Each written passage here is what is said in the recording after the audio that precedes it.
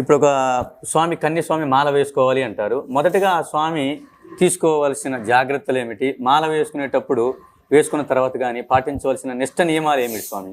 అసలు ముందు మాల వేసుకునే ముందే వాళ్ళ జుట్టు కానీ గోర్లు కానీ, ఎందుకంటే తర్వాత వాళ్ళు వ్రత దీక్షలోకి వస్తారు కాబట్టి కట్ చేసుకోకూడదు స్వామి.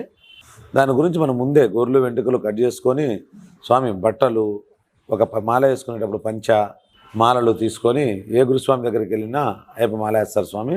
తర్వాత వాళ్ళు పాటించవలసిన నియమాలు ఏంటంటే అయ్యప్ప అని పిలవాలా, పిల్లల్ని మణికంఠ అని పిలవాలా, స్వామి అని పిలవాలా, ఆడవారిని మాత అని పిలవాలా, ఎవరి మీద కోపడకూడదు, ప్రశాంతంగా ఉండాలా, కటిక బ్రహ్మచర్యం తప్పకుండా పాటించాలా, మంచిగా ఉండాలి, ఎవరిని కూడా మనం ఇబ్బంది పెట్టకూడదు, హాని చేయకూడదు, ఎవరికి అపకారం చేయకూడదు. మాల వేసుకున్నాక ఆ విధమైనది అయ్యప్ప దీక్షలో చేయాలా, ఆ ధర్మాలు తెలుసుకొని ప్రవర్తించాలి అయ్యప్ప.